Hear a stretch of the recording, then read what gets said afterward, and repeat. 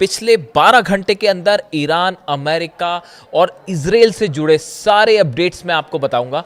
लेकिन एक बेहद अहम सवाल जिससे हम शुरुआत कर सकते हैं कि अगर अमेरिका और ईरान के बीच वाकई एमओयू पर बात आगे बढ़ रही है और हालात बेहतर हो रहे हैं, तो फिर ईरान ने अचानक एक बड़ी जंगी तैयारी क्यों शुरू कर दी है? क्यों डिफेंस सिस्टम्स फायर किए जा रहे हैं और बड़ी मिसाइल्स के टेस्ट हो रहे हैं? क्या ईरान इस बात को जानता है कि ये जो शांति दिखाई दे रही है ये आने वाले तूफान के पहले की शांति है और कुछ ही दिनों बाद एक बार फिर जंग छिड़ सकती है, एक बार फिर धोखा हो सकता है? आखिर क्या वजह है कि ईरान के बड़े कमांडर्स, ईरान की सेना इस बात की तैयारी में जुटी हुई है कि किसी भी वक्त हमला हो सकता है? इस पर हम डिटेल से बात करेंगे, लेकिन शुरुआत करते हैं इस वक्त की सबसे अहम खबर के साथ। देखिए, पिछले 24 घंटे के अंदर दो बेहद अहम बयान आए हैं और ईरान को सलाह देते हुए ये बयान आए हैं।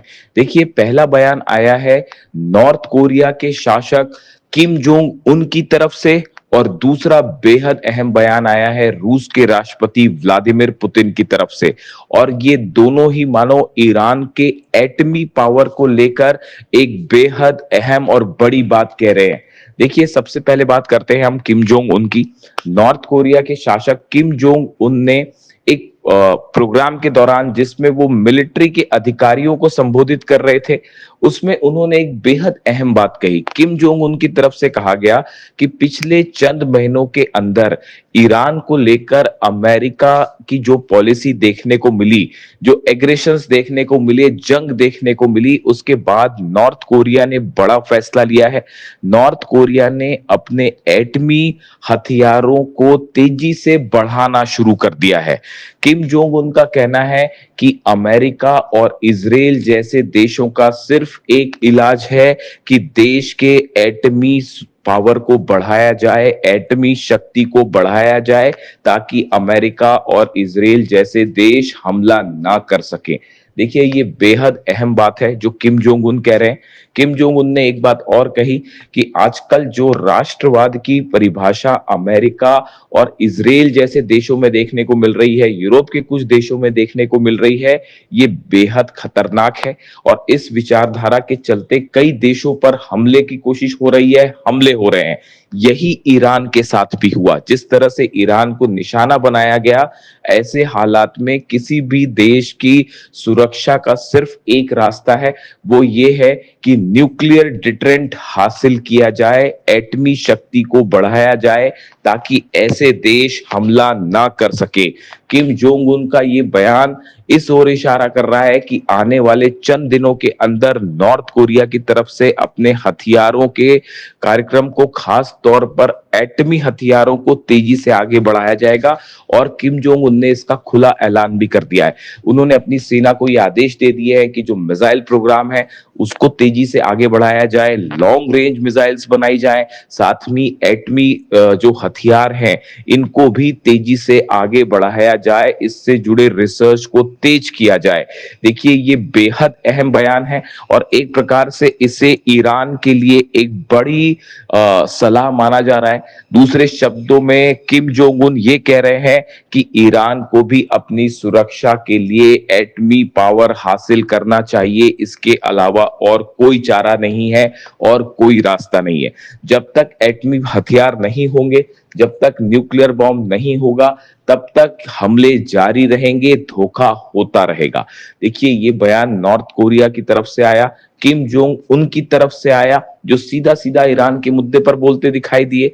अब इस बयान के चंद घंटों बाद ही रूस के राष्ट्रपति व्लादिमीर पुतिन की तरफ से भी एक बेहद अहम अहम बयान आया।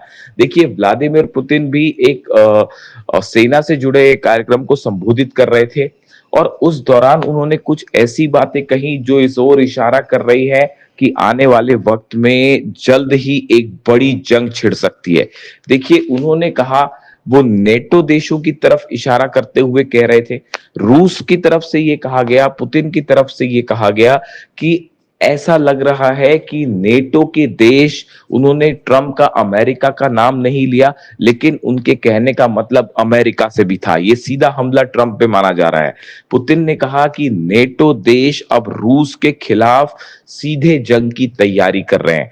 जिस तरह से पिछले चंद दिनों में हमले शुरू हुए रूस के ऊपर, रूस की 80 से 85 ऑयल रिफाइनरीज को निशाना बनाया गया।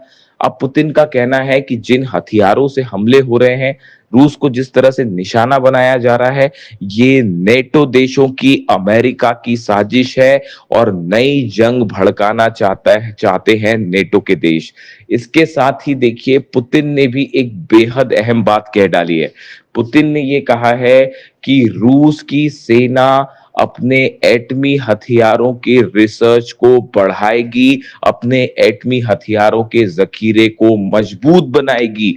देखिए, ये बात वही है जो किम जोंग उन कह रहे हैं, और किम जोंग उन के बयान के चंद घंटों के अंदर ही पुतिन का भी ये बयान आया, और पुतिन का भी कहना यही है।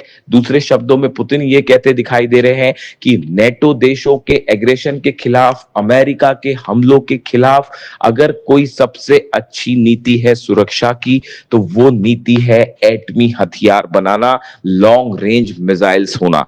उनका ये कहना है, अगर किसी भी देश के पास मिसाइल्स हैं या फिर एटमी हथियार है, तो वो उस देश के लिए एक बड़े डेटरेंट का काम कर सकते हैं और दूसरे देश हमला नहीं कर पाएंगे।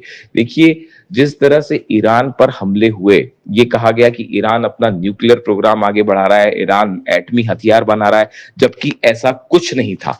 पूरी तरह से झूठी और बेसलेस बात थी, जिसके आधार पर ईरान पर लगातार हमले किए अमेरिका ने। लेकिन नतीजा सामने है, अमेरिका और इजराइल को इस जंग में मुंह की खानी पड़ी। अब हालात ये है कि अमेरिका के साथ एमओयू साइन हो चुका है और तमाम तरह की डील्स की बातें हो रही हैं, लेकिन ये डील साइन होने के पहले ही पटरी से उतरती दिखाई दे रही है और अहम मुद्दों पर कोई सहमति नहीं बन पा रही है। चाहे वह 12 अरब डॉलर की फ्रीज संपत्ति का मामला हो, चाहे 300 अरब के कंपनसेशन का मामला हो, जो नुकसान हुआ ईरान को उसकी भरपाई का मामला हो, इसके अलावा न्यूक्लियर इंस्पेक्शन को लेकर, न्यूक्लियर जो ठिकाने हैं ईरान के, वहां पर क्या आईएईए के इंस्पेक्टर जाएंगे, इसको लेकर भी अमेरिका और ईरान एकमत नहीं है और हालात बिगड़ते दिखाई दे रहे हैं।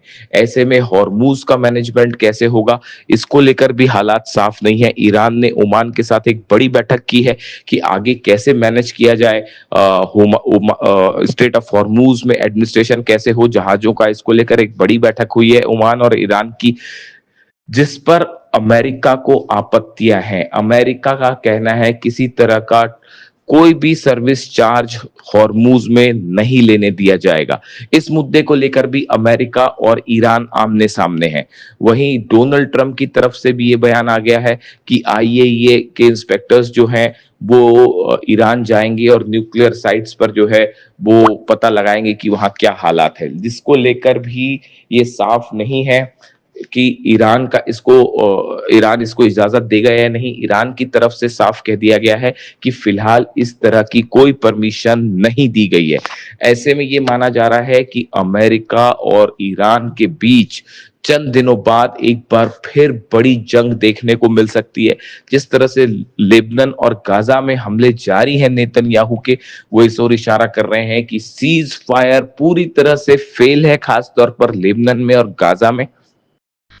इन हालात में जहां पूरा मिडिल ईस्ट एक बार फिर जंग की ओर बढ़ता दिखाई दे रहा है धीरे धीरे, ऐसे में रूस की तरफ से और नॉर्थ कोरिया की तरफ से ईरान को बड़ी वार्निंग्स आई हैं, बड़े संकेत दिए गए हैं, और दोनों ही बयान पुतिन और किम जोंग उन के, जो कि ईरान की जंग की ओर इशारा करते हुए ये कहा गया कि अगर सुरक्षा का कोई रास्ता है तो वो सिर्फ एटम बम है।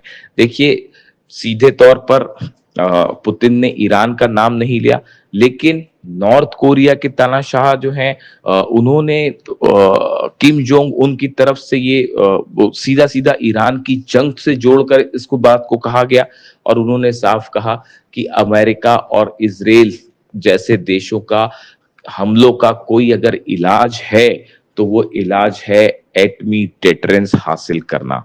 अब इस बयानों को ईरान किस तरह से लेता है, ये बात अभी किसी तरह का कोई रिएक्शन ईरान की तरफ से फिलहाल नहीं आया है, लेकिन इसे एक बड़ी सलाह मानी जा रही है ईरान के न्यूक्लियर प्रोग्राम को लेकर। और इसने एक बार फिर ये बहस छेड़ दी है कि क्या ईरान को अपनी सुरक्षा के लिए एटमी हथियार बनाना चाहिए। क्या जब तक ईरान के पास एटमी शक्ति नहीं होगी तब तक बार बार अमेरिका और इजराइल धोखा करते रहेंगे, डील के नाम पर दगाबाजी होती रहेगी और मौका देखते ही फिर से ईरान पर हमला होगा। इन हालात में क्या किम जोंग उन की सलाह ईरान को माननी चाहिए और न्यूक्लियर हथियार की दिशा में आगे बढ़ना चाहिए? ये वो सवाल है जो एक बार फिर सोशल मीडिया में चर्चा का मुद्दा बना हुआ है।